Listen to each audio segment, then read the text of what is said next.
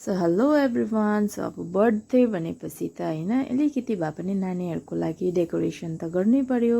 So त्यसको लागि चाहिँ हामी सबैजना मिलेर बलुन्सहरू लाउनतर्फ लाग्यो। त्यहाँदेखि योपालि चाहिँ काकीले चाहिँ भन्नुभयो बोगो लगाऊँ भनेर। तर मैले पनि पहिल्यै सोचेको थिएँ, त्यही भएर व्हाइट कलरको लिएर आएको थिएँ। तर व्हाइट कलरकै त्यो कर्टेन्स भएको कारणले चाहिँ व्हाइट कम्बिनेसन राम्रो देख्दैन भनेर चाहिँ ब्ल्याक एन्ड न ब्ल्याक लगाउँ भनेर चाहिँ ब्ल्याक लगाएँ। त्यहाँदेखि हाम्रो यहाँ नक्कली छोरीहरूको डान्स पनि हेरिहाल्नुहोस्। हाम्रो कान्छी नानी पनि ऊ नाच्नु थालेको चाहिँ नेक्स्ट मन्थ त उसको पनि बर्थडे हो।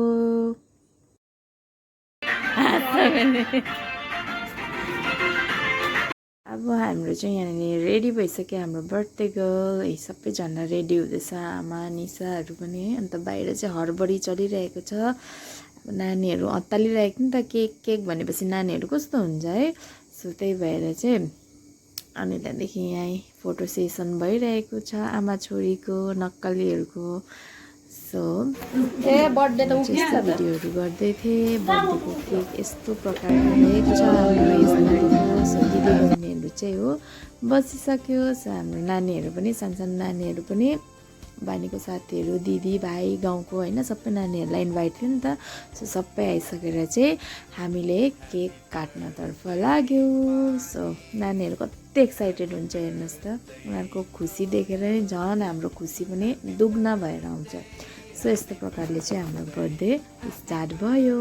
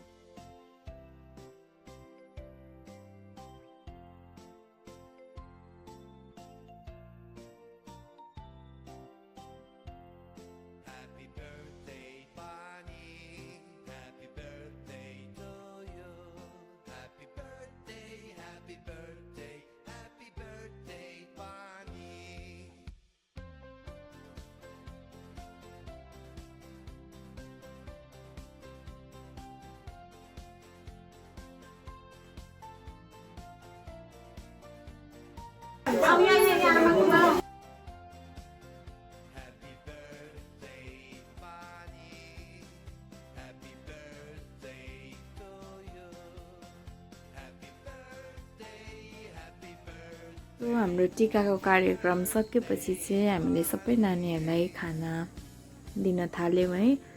सो यस्तै नै छ।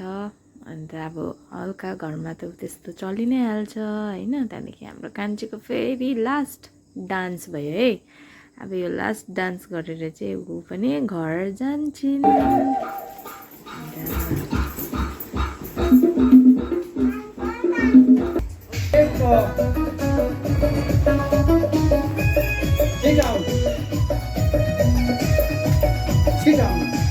भिडियो एडिट हेर कतिवटा मोबाइल आएर त म आएर हेर्छ त्यस्तो मजा आउँछ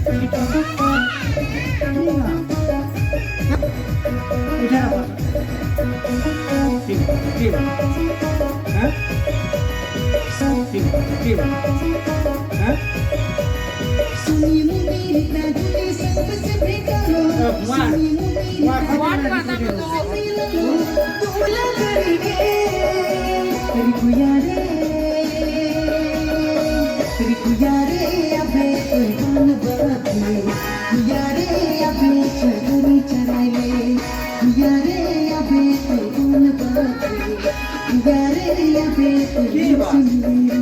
बस्छ ओए मङ्गरी के भयो